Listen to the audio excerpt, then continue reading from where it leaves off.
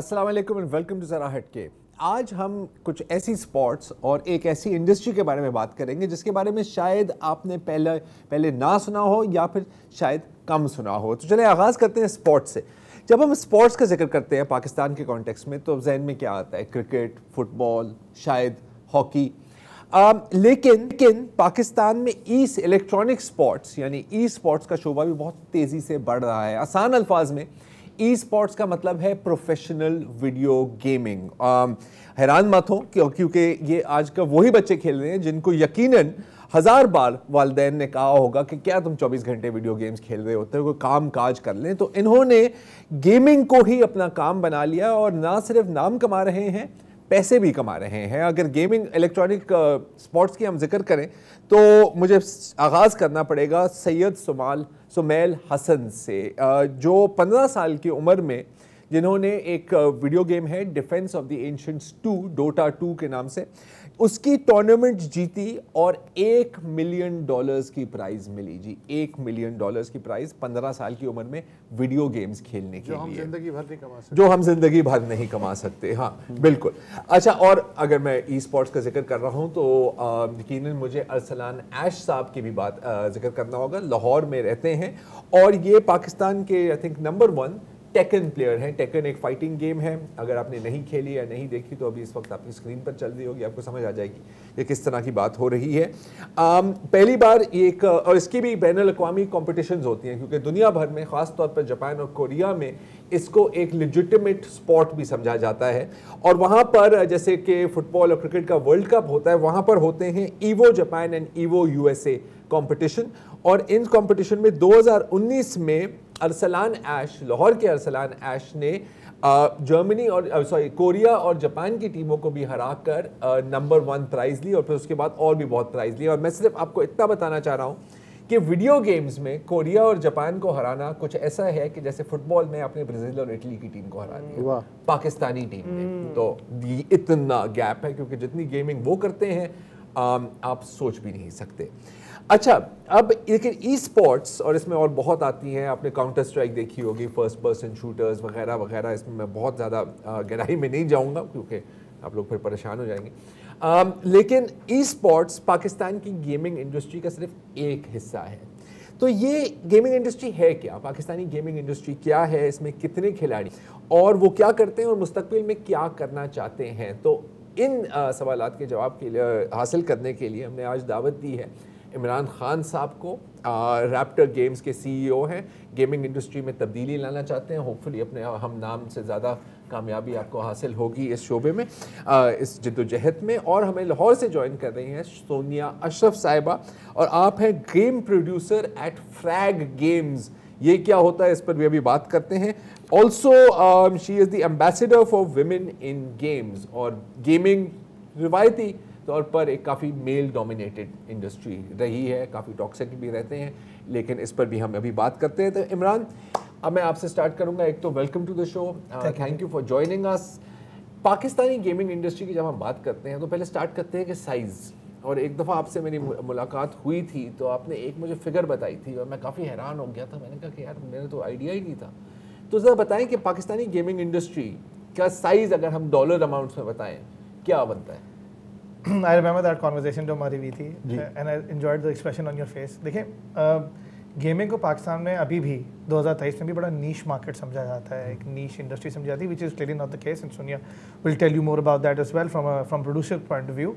लेकिन अगर मैं आपको ये बताऊँ कि 2021 और 22 में जिसके बीच में एक रिसेशन सॉर्ट ऑफ वक्त भी आया हमारे पे, ये ना भूलें कोविड भी था, स्पेंडिंग थोड़ी ऑल टाइम लो पे थी कमोडिटीज़ पे।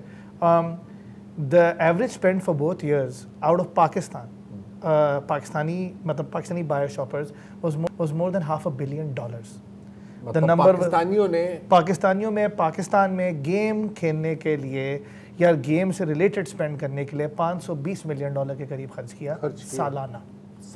इसका मतलब है उन्होंने या तो कंसोल खरीदे या पीसी खरीदे या गेम खरीदे। 6 महीने का IMF। देखिए, एंड मजे की बात यह है कि जब आप इंडस्ट्री के और मंजे हुए लोगों से बात करते हैं who proudly are privy to more kind of financial data, तो वो कहते हैं यार ये अभी भी 20-25% से ऑफ है, मतलब हो सकता है ये 600-700 के करीब जाके हो, क्योंकि फिर उनके अपने मेट्रिक्स हैं कि वो कहते हैं अच्छा यार ये वाली ट्रांजैक्शन तो लॉग ही नहीं होती, इसका तो पता नहीं चलता, ये तो ऑनलाइन ट्रांजैक्शन होती है, फलाना होती है। बट हम $500 बिलियन पे अनडिस्प्यूटेबली इस वक्त बैठे हुए हैं पर ईयर। सो एक बात तो मैं आपकी शो का फायदा होकर करेक्ट कर दूं, it is not a niche industry in any country of the world. If you're spending $500 billion on entertainment, it's not niche. So let's get that out of the way. ठीक है, इसमें आपके e sports के अंदर अगर हम बात करें तो ये तो गेम पे स्पेंड हो गया, मोबाइल वगैरह सब मिला के, जिसमें हर शहर का लोअर तबके से लेके Tier 1 सिटीज़ आप सब इंक्लूड कर लें। फिर हम बात करते हैं ई स्पोर्ट्स की। ई स्पोर्ट्स में अगेन लोगों का लगता है कि कितने लोग होंगे। आपके ई स्पोर्ट्स में आज आपके नॉर्मल स्पोर्ट्स से ज़्यादा प्रोफेशनल टीमें एग्जिस्ट करती हैं। अगर आप कोई एक स्पोर्ट उठाएं पाकिस्तान में हॉकी, तो डोमेस्टिक टीम मिला के कितनी टीमें होंगी? 12, 15, 16 आई एम अज्यूमिंग। क्रिकेट में 20 होंगी जिन्होंने शहरों की टीमें बनाई हैं, यू नो बैंक्स की लीग्स हैं, डिपार्टमेंट्स की। बिल्कुल। देखिए अगर आप सिर्फ एक गेम उठाते हैं ना, एक गेम में 50 से ज़्यादा टीमें पाकिस्तान में कोई एक गेम उठा लें, आपने बोला यार मैंने PUBG उठाना है, या मैंने फ्री फायर उठाना है, या मैंने क्लैश ऑफ क्लैन उठाना है, एनीथिंग, 30 तो मुझे याद है उंगलियों पे, 30 शायद तो एक गेम में है। So when you look at again from a sport perspective, and these are not athletes, but they are sportsmen and women, sports people, because it's a sport, but they're not athletes. Obviously. Age group क्या है? Sir age group है 14 से 32। Again so एक तो मैंने आपको बताया खर्चा, दूसरा मैंने आपको बताया टीम्स की तादाद, तीसरा मैंने बताया the single largest demographic involvement. कोई और स्पोर्ट बता दे जिसमें प्रोफेशनली 14 से लेके 32 में किसी एक टाइम पे स्पोर्ट हो रहा हो, नहीं मिलेगा आपको, हो ही नहीं सकता। फुटबॉल में अक्रॉस क्लास है, अक्रॉस क्लास। सो देखें, I wrote a paper 2 years back and I called tech and gaming the great equaliser. Technology, IT, core IT की अगर आप बात करें, और gaming, it is the greatest equaliser in terms of race, religion, class, gender, nobody cares. Urdu में बात करें, देखिए हम जब भी बात करते हैं किसी भी इंडस्ट्री की, तो हम हमेशा ये कहते हैं यार ये इंडस्ट्री अमीर लोग की है या गरीब लोग की है। खासतौर पे जब आप एनिमेशन वगैरह पे जाता है, आप कहते हैं इक्विपमेंट महंगा होता है, ये तो कोई नहीं कर सकता। ये फुटबॉल है, ये गोल्फ है, गोल्फ है, फुटबॉल तो चले फिर भी गली का स्पोर्ट है, गोल्फ तो 100%। अच्छा, इसी तरह फिर उसमें जब आपको प्रोफेशनल बनना पड़ता है, आप कहते हैं यार इसमें तो ट्रैवलिंग बहुत होगी, इसमें तो ये बहुत होगी, तो हम कर ही नहीं सकते, right. Again I mean I know it's थोड़ा सेंसिटिव बात है, लेकिन अगेन लासानियत का बड़ा खेल होता है इसमें, कौन किस बैकग्राउंड से आया है, कहाँ से आया है, उस बेसिस पे उसको स्पोर्ट्स में एक एक्सेप्टेंस मिलती है। जेंडर इज द बिगेस्ट, आपने खुद कह दिया, ठीक है। टेक्नोलॉजी जनरली, आईटी का काम और स्पोर्ट्स, ये बड़ा एक बराबरी का फैक्टर लाता है, क्योंकि अगर आप एथलीट्स देखेंगे, स्पोर्ट्समैन देखेंगे ई स्पोर्ट्स में, तो उसमें अगर एक टीम में 5 बंदे खेल रहे हैं, तो उसमें से हो सकता है एक बहुत अमीर हो और 4 जो हो वो सुबह में फूड पैंडा राइडर का काम करते हैं। मैं लाहौर में, अगेन मैं कि इसको बेइज्जती के सेंस में नहीं कह रहा, मैं इसको एक बहुत अच्छे सेंस में बता रहा हूँ कि मैं जब 1.5 महीने पहले लाहौर में एक टूर्नामेंट की कवरेज कर रहा था, तो मैं रात को वहाँ के एक मशहूर गेमिंग जोन में गया देखने के लिए कि क्या होता है, माहौल क्या है। हमने वीडियो फुटेज बनानी थी बेसिकली, और जब हम वहाँ गए तो देवर ऑल, एक बंदी को उन्होंने घेरा हुआ था जो टेकन पे खेल रहा था अरसलान के साथ, एंड जब उसने खेल लिया तो उससे लोग ऐसे सलाम दुआ कर रहे थे, तो उसने कहा कि जी मैं यहाँ पर रेगुलरली आता हूँ, यूजुअली मेरा आने का टाइम 10 बजे, आज मुझे देर हो गई, आज मेरी डिलीवरियाँ ज़्यादा थी, तो जगह मैं एक्चुअली फुल डे फूड पैंडा काम करता हूँ। उसने उसके इशारा किया, जगह सर वो पूरे दिन करीम चलाता है, वो फलाना काम करता है, वो TCS का राइडर है, और हम रात को यहाँ पर आते हैं और हम खेलते हैं, and they are all professional gamers, ठीक है। हर बंदे ने पिछले महीने में 1 लाख, 1.5 लाख, 50,000, 60,000 कमाया हुआ है किसी न किसी टूर्नामेंट में। उठो भाई उठो यहाँ से, हाँ ना, हाँ सही है। सो अब आपको 3 पहलू बता दिए, इंडस्ट्री का साइज बता दिया, टीम्स का बता दिया, मैंने आपको इक्वलाइजर फैक्टर भी बता दिया। इसलिए जो आपका सवाल था कि इकोनॉमिक क्लास, शहर, कोई फ़र्क नहीं पड़ता। अगर आज आप, अभी हम यहाँ बैठे हुए हैं, और आप किसी को भी भेजें कि यार जहाँ आपकी ऑफिस स्टाफ बैठा है, पियून वगैरह, टी बॉय बैठे हैं, जाके देखो वो क्या कर रहे हैं, आई कैन गारंटी यू 40 बंदा एट अ टाइम खेल सकता है, 40 बंदा उस पर PUBG, फ्री फायर या किसी चीज़ पे लगा हुआ होगा, आई कैन गारंटी यू। अच्छा, जिन लोगों को इसका पता नहीं है, अगर कोई गेम खेलना चाहता है, जैसे आप जिनकी आप बात करें, पैसे लगते हैं, कुछ खर्चा करना पड़ता है, फ़ोन होना चाहिए कम से कम? बिल्कुल। देखिए पिछले 5-10 सालों में जो बैरियर है, या जो तरीके आप समझ रहे, दरारें खड़ी थी बिटवीन, मतलब आप उस इंडस्ट्री में नहीं पार्टिसिपेट कर सकते थे, चीज़ें महंगी होती थी, अब वो बिल्कुल नहीं है। अब अगर आपके पास एक बेसिक फ़ोन है 15,000, 16,000, 20,000 तक का स्मार्टफोन, जारी बात है स्मार्टफोन, तो आप जो एटलीस्ट पाकिस्तान में और इस रीजन में 1-2 सबसे मशहूर गेम है, वो तो आप बगैर किसी मसले खेल सकते हैं। और उन गेम खेलने के कोई पैसे नहीं है।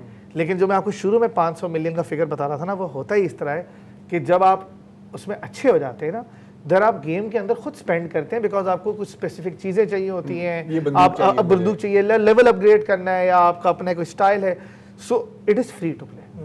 और दुनिया में यही मॉडल है, और हमारे पार्ट ऑफ द वर्ल्ड के लिए तो है ये मॉडल, क्योंकि हमारा तो वो अफोर्डेबिलिटी नहीं है ना, सो इट्स उस पर कोई बैरियर एंट्री नहीं है। अच्छा, इस पर भी मैं वापस आता हूँ इसके ऊपर। अच्छा, एक तो है गेम्स खेलना और एक है गेम्स बनाना, तो अब हम जरा उस तरफ आते हैं। तो सोनिया, मैं आपकी जानिब आता हूँ। आप इनफैक्ट मैं उसको बताना चलूँ कि सोनिया हमारे साथ ही होती थी don.com में। अच्छा, हाँ, वहाँ से फिर छोड़ के अब ये गेमिंग इंडस्ट्री में आ गई है। तो एक तो सोनिया, मतलब ये शिफ्ट कैसे आया, एक तो मुझे ये बताएं, और दूसरी बताएं कि गेम प्रोड्यूसर का काम है क्या, मतलब आपका एग्जैक्टली काम है क्या फ्रैग गेम्स में?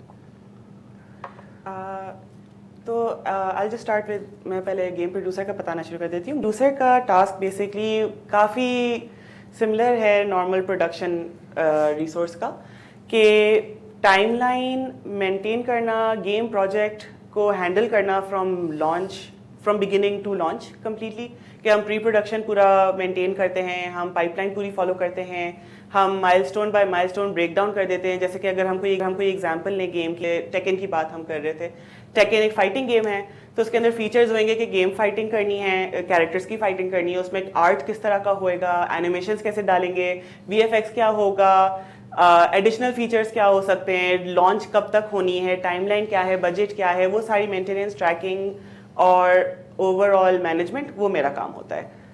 तो स्विच तो बड़ा रैंडम आ गया था पैंडेमिक के टाइम पे। जर्नलिज्म से गेमिंग में जाना मेरे लिए, आप अगर जानते होंगे ज़रार साहब, हम लोग वैसे ही बहुत बातें करते थे गेमिंग के बारे में वगैरह, तो गेमर तो मैं हमेशा से थी, तो गेमिंग की नॉलेज बढ़ती रही थी मेरी, गेम्स हम खेलते रहे थे। तो जब गेमिंग इंडस्ट्री में अपॉर्चुनिटी मिली, वो ड्यूरिंग पैंडेमिक मिली थी।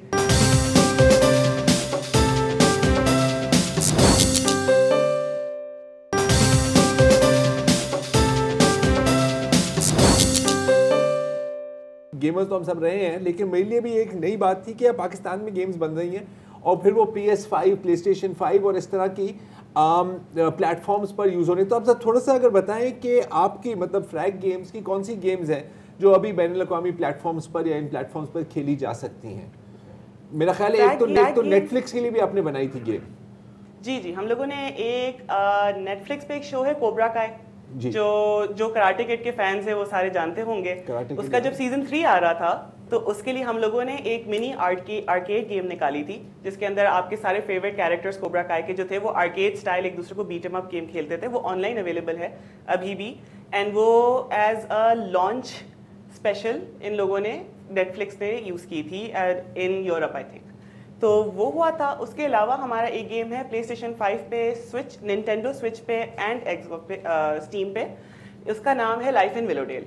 लाइफ इन विलोडेल एक फार्मिंग सिम है। अगर आप लोग स्टारड्यू वैली और उस टाइप की गेम्स जानते होंगे, उस तरीके की एक गेम है। फार्मविल बहुत ही लाइक कैजुअल वर्जन है उसका हम लोगों ने बड़ा फैंसी वर्जन निकाल दिया है, जिसके अंदर और सारे फीचर्स हैं, इंगेजिंग है।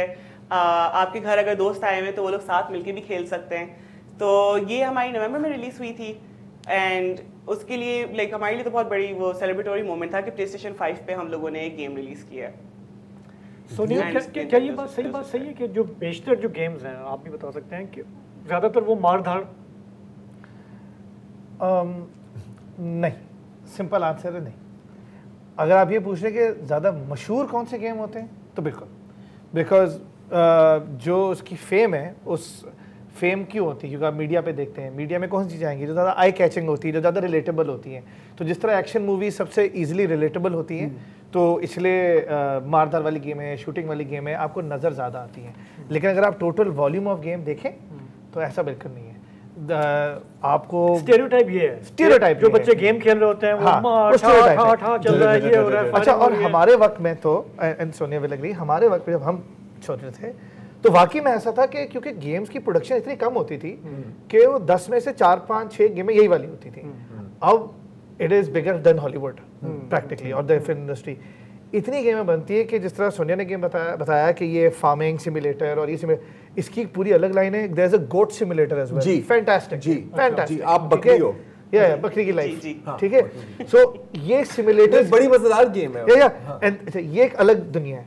देन देयर इज ये वाला game theme park, roller coaster tycoon, SIM city, शहर बनाए, थीम पार्क बनाए। आज भी कोई स्टीम पे रिलीज भी है, I forget the name, it's a theme park game, very fun, is release today, जिसमें लोग घंटे लगाते हैं सिर्फ कोई इस किस्म की कोई थीम पार्क बना रहा है।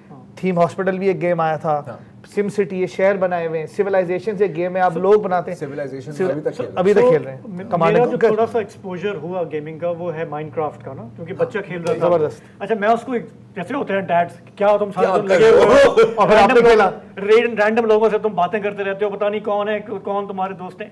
लेकिन मैंने ये देखा, इस्लाह करनी पड़ती है ना अपनी, कि उस बच्चे ने माइनक्राफ्ट के थ्रू जितना उसने सीखा कि ये कार्बन होता है, ये लकड़ी होती है, ये फलां चीज़ इससे मिला तो यूं हो जा सकता है, वो मैं तो कभी नहीं सीख सकता वो। मैं इसको आपको एक बहुत बात बताऊं कि मैं भी पढ़ा था कि कहीं आई थिंक अमेरिका में तो एक जो हिस्ट्री प्रोफेसर है उन्होंने अपनी क्लास ही माइनक्राफ्ट में कर दी कि जी अब हम बैठ के पिरामिड बनाएंगे, अच्छा, ताकि आपको आइडिया बने, साथ साथ में गपशप भी चलती रहेगी, साथ साथ में गपशप भी चल रही है और साथ साथ में ये भी चल रही है। लेकिन आप उसमें देखें, आपने माइनक्राफ्ट की बहुत अच्छी बात की, थैंक यू।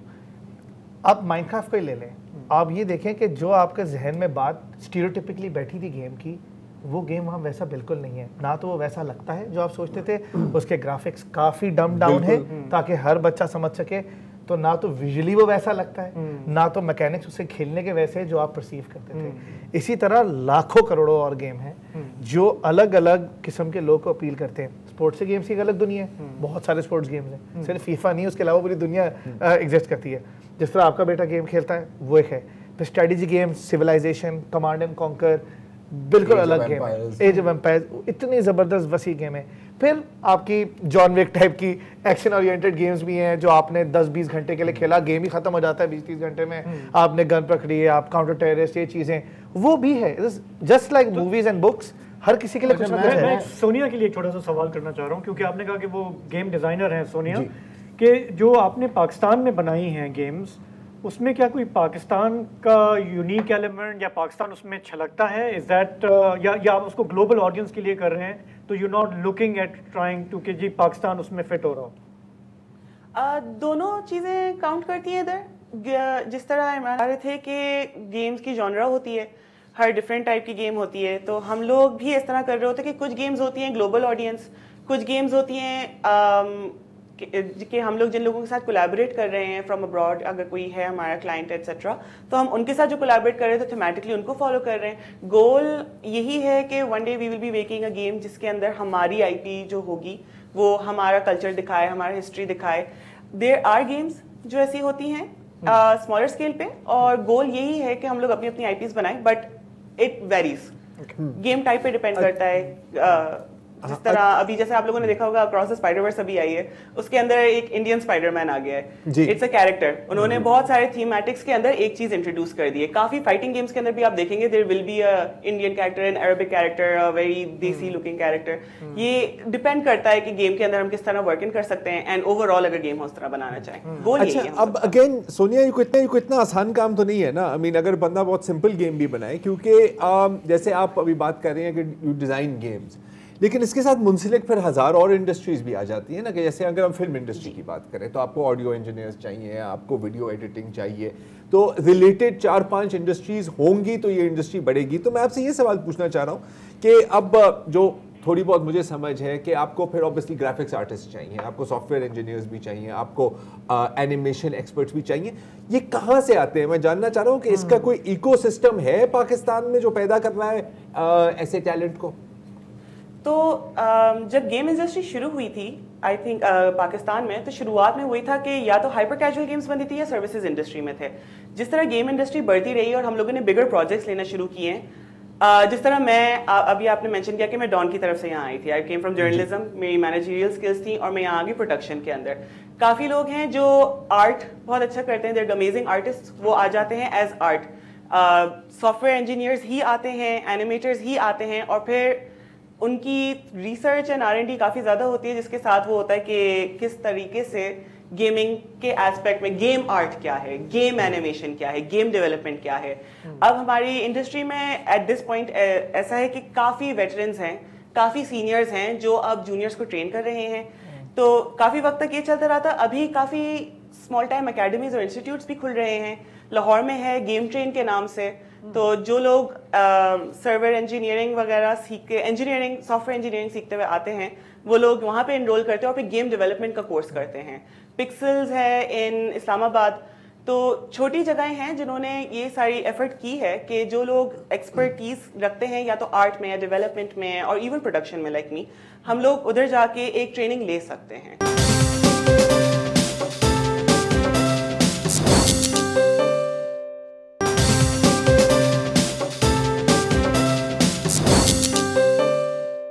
मैं तो वही एक जो 60 साल का एक बाप पूछ सकता है सवाल, वो वाला पूछना चाह रहा हूँ। एक तो ये है कि मेरे दोनों बच्चे स्कूल गोइंग हैं, ठीक है। वो जब मुझे कहते हैं कि बाबा फलाने के पास ये गेम है, मेरे पास नहीं है, मैं कहता हूँ कितने की, वो कहते हैं जी 8,000 की या 10,000 की। तो मैं अचानक मेरे होश उड़ जाते हैं, यार ये क्या बात है। अच्छा, दूसरे ये है कि ये है मुझे लगता है जैसे नशे में आ गए हैं, वो क्या कहते हैं, एक उन्हें कभी कभी लगता है कि ये एडिक्शन हो गया है, और अक्सर उनको ज़बरदस्ती उनके साथ ये करना पड़ता है कि ऑफ कर दिया तो पहले खाना खाओ और ये करो और उसके बाद फिर बैठोगे, ठीक है। अच्छा, फिर उससे भी वो बाज नहीं आए तो फिर उनके टाइमिंग्स मुकर्रर करने पड़े कि आप 2 घंटे से ज़्यादा जो है वीकेंड्स पे नहीं खेल सकते।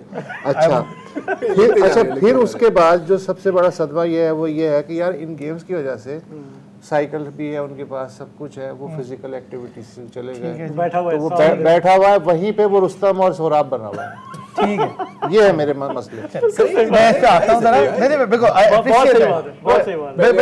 करना चाह रहे थे। I have great respect for frag, Ali एहसान जो फ्रैग वाले बड़े अजीज दोस्त हैं मेरे, माइंडस्टॉर्म है और बड़े लोग हैं, वो भी बहुत अजीज दोस्त हैं मेरे, यासिर वगैरह।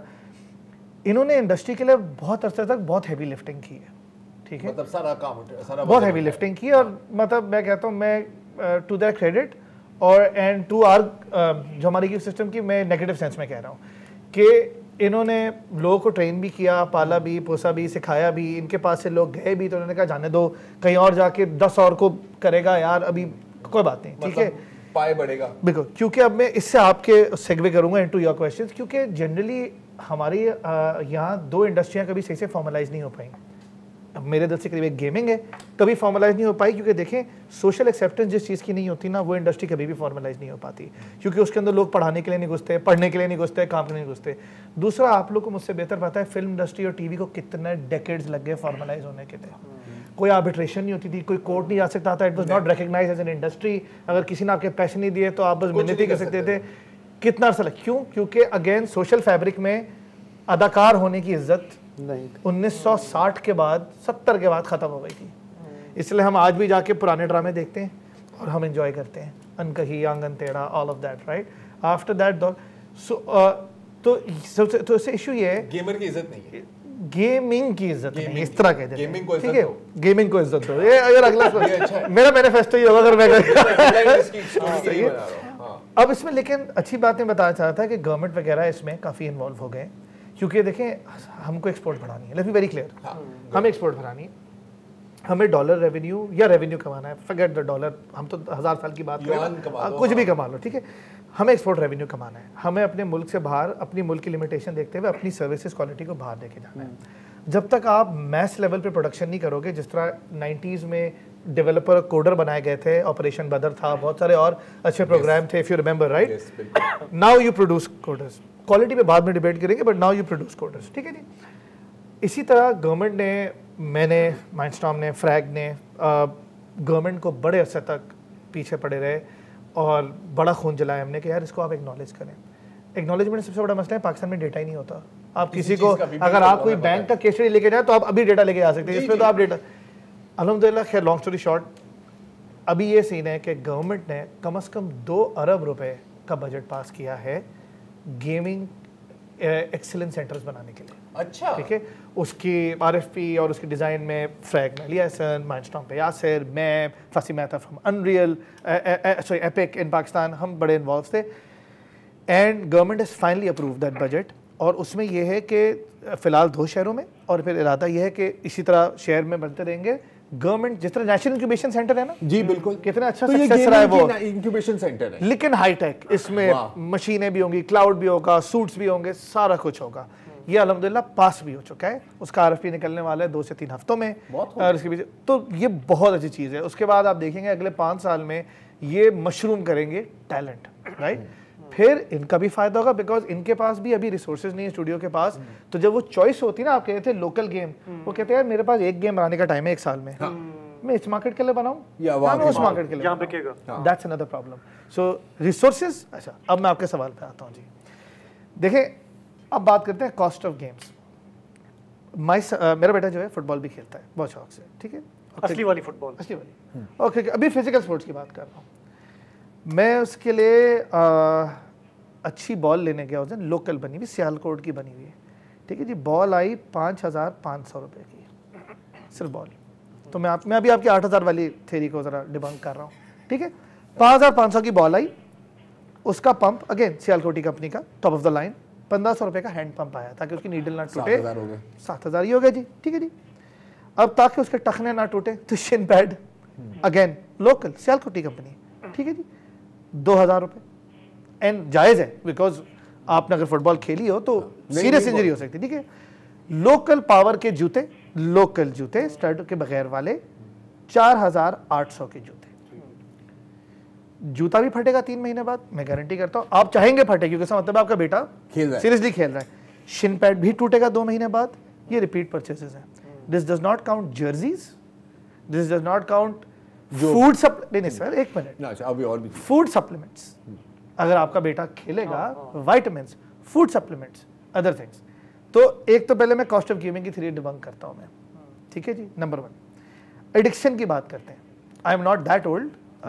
जब मैं जवान था, अम्मी बैल्कनी से आवाज़ मारती थी, मगरिब हो गई, ऊपर आ जाओ, क्रिकेट खेलना बंद कर दो। सबकी अम्मा ने आवाज़ मारी है।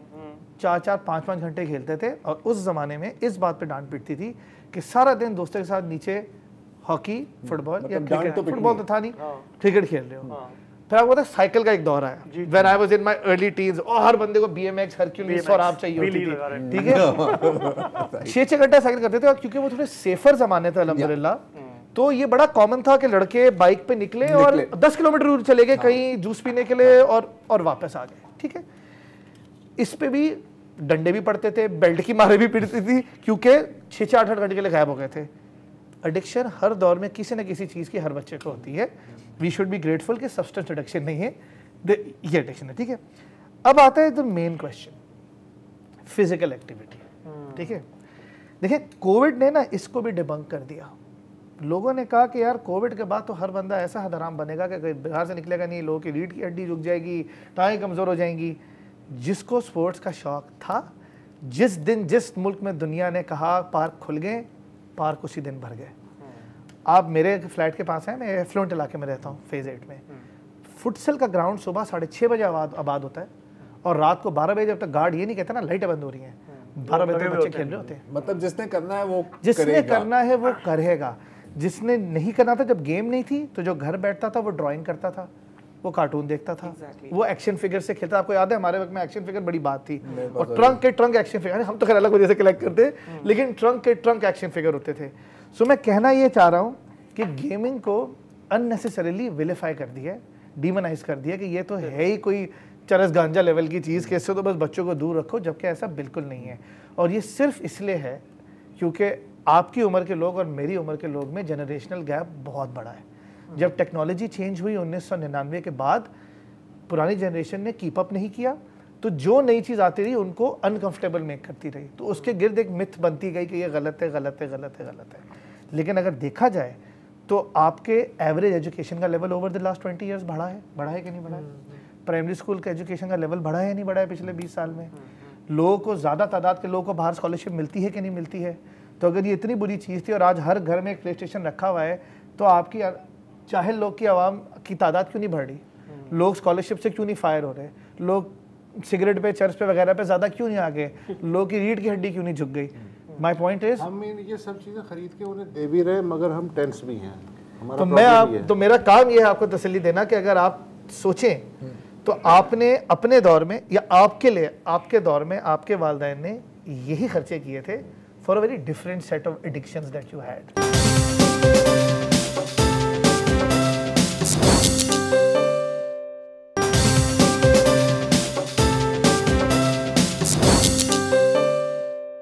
अब मैं वापस आना चाह रहा हूँ 500 मिलियन पे।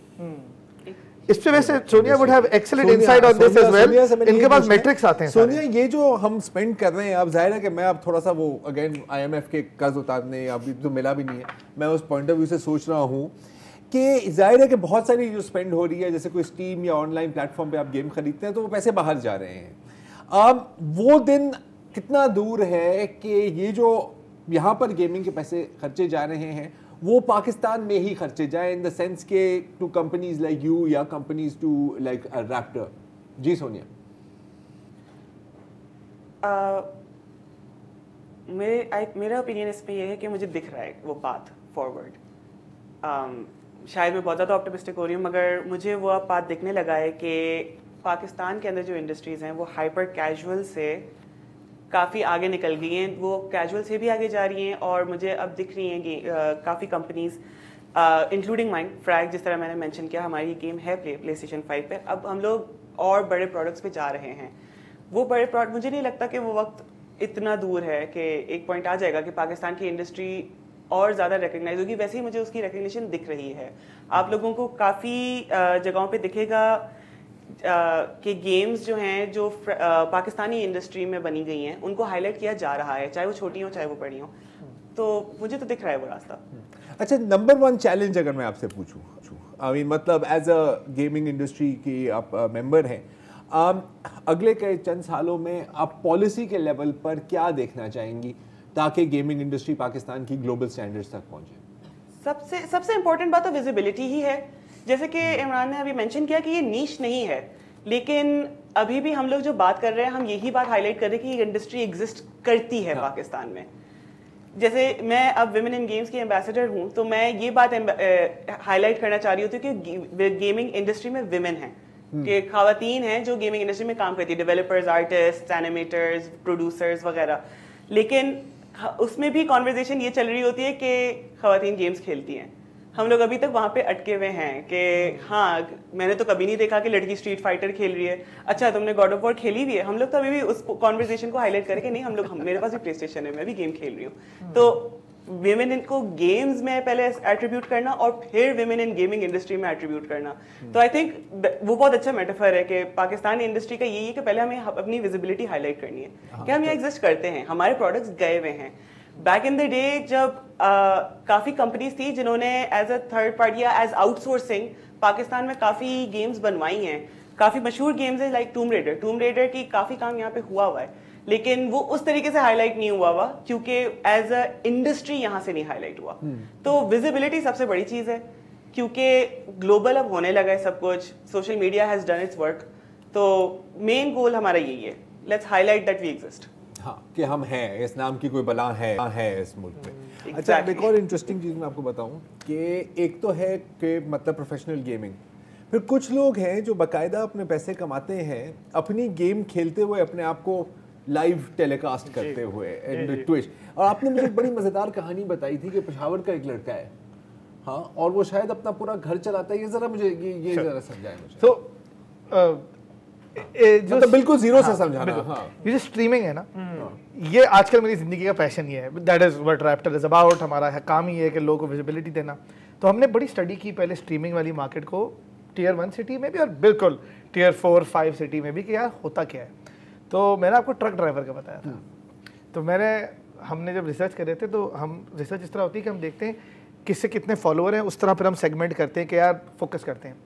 तो जब हम नीचे वाले सेगमेंट पे आए कि किसी के 5000 से और नीचे के फॉलोअर, तो हमें एक लाला जी नजर आए। और ये किस गेम की बात हो रही है?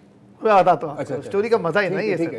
5000 लाला जी हैं। लाला जी के 5000 लोग हैं। हम स्ट्रीम पे गए, लाला जी की लाइव स्ट्रीम आ रही थी और उस वक्त लाइव स्ट्रीम को कम से कम 800 लोग देख रहे थे, जो कोई बहुत बड़ा नंबर होता है रियल टाइम में कोई देख रहा है। और लाला जी बस चला रहे थे, बस सिमुलेटर चला रहे थे, ठीक है। और उन्होंने वो स्टीयरिंग व्हील का रिग होता है ना, गेमिंग के लिए आता है, वो रखा हुआ था और उन पे कैमरा था, शलवार कमीज थी खुली हुई और वो चला रहे क्या हाल है लाला जी, आ दस कह रहे थे लोग उसको कॉल पे उसने फ़ोन भी लिया हुआ है, तो उसने कुछ लोग उससे कॉल मस्ती भी कर रहे हैं, कमेंट कर रहे हैं इसे यूट्यूब पे, वो जवाब भी दे रहा है हाँ जी खैरियत, ही इज आस्किंग, और वो सिर्फ ट्रक चला रहा है और उसे लोग देख रहे हैं। और ये है भी बस ड्राइवर। जी जी हाँ, जी जी जी जो जी, बस ड्राइविंग की गेम खेल रहे हैं या। और अपने आप को लाइव स्ट्रीम कर रहे हैं, लाइव स्ट्रीम, और इसमें से पैसे कमा रहे हैं। जी इसमें पैसे कमा रहे हैं। अंदाज़ा So, कितने? ऐसे ही जस्ट मतलब अपने लिए- देखिए अगर मैं सुन लो, अगर मैं आपको जनरली बताऊं ना, हाँ। अगर मैं आपको जनरली बताऊं, ठीक है, आप एज लिटिल एज 5,000 रुपये महीना भी कमा सकते हैं, हाँ। ठीक है। ऐसे लोग हैं जो महीने के 10 लाख रुपए भी कमाते हैं, ठीक है। हाँ, लेकिन उसमें मेहनत बहुत करनी पड़ती है। नहीं उस 10 लाख के लिए ना उतनी मेहनत करनी पड़ती है जितने जरार भाई करते हैं, मतलब यू हैव टू प्रोड्यूस बिल्कुल भी नहीं। कंटेंट।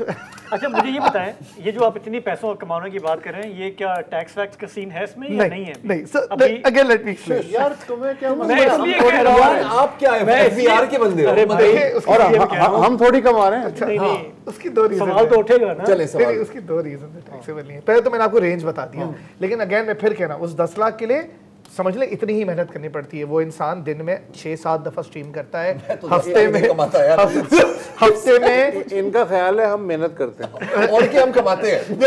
दो गलत है। तो एक्सट्रीम केसेस है, ठीक है। अच्छा उसमें अच्छा टैक्स इस वजह से भी नहीं होता उस पे, अगर एक तो उसमें रिजीम एग्जिस्ट नहीं करती। अगेन वही बात आ गई, किसी को पता ही नहीं। टेक्नोलॉजी कोई नहीं मैं करता। कह रहा हूँ ये एक इंसेंटिव है ना कि अभी टैक्सेबल नहीं है।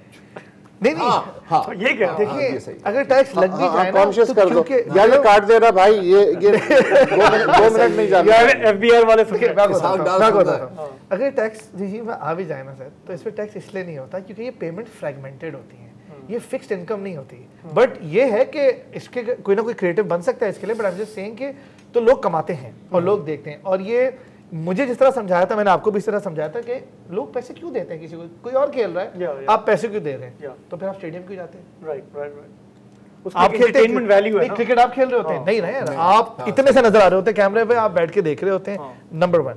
नंबर 2, मुझे एक सिंपल सवाल है, आपको कौन सा स्पोर्ट पसंद है? चले मैं आपसे पूछता हूँ, आपको कौन सा स्पोर्ट पसंद है? स्पोर्ट गलत लोगों से पूछ रहे हो। क्रिकेट देख लेते हैं चलें। क्रिकेट में कोई एक क्रिकेटर जो आपको बहुत पसंद है?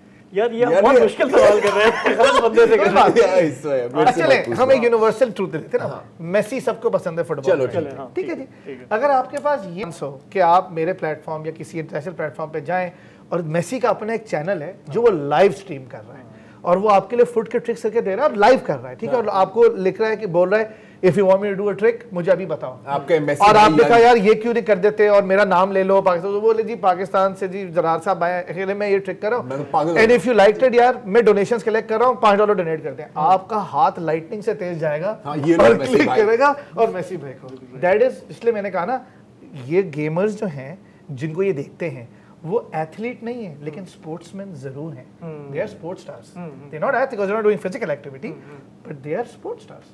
तो इसलिए लोग पैसे देते हैं, कमाते हैं। अच्छा मेरा जैसे सोनिया से अभी हम सुन रहे थे ना कि आपने कहा कि वो डॉन में होती थी और फिर वो अब इस तरफ गई हैं, तो हमारे पास जब ये हमारे यंग लोग आते हैं ना पूछने के लिए कि जी हम मास्टर्स कर रहे हैं सहाफत में आगे क्या है, तो मैं तो डिस्करेज करता हूँ लोगों को, जी सहाफत तो तबाह हो रही है, तो वो कहते हैं हम क्या करें, तो मैं कहता हूँ यार आप देखो एडवर्टाइजिंग है, फिल्म मेकिंग है, आप अब ये भी एक अपॉर्चुनिटी है, जैसे आप बता रहे हैं सेंटर ऑफ एक्सीलेंस बनेंगे, आगे आप ट्रेन होंगे, इसमें फ्यूचर भी नज़र आ रहा है।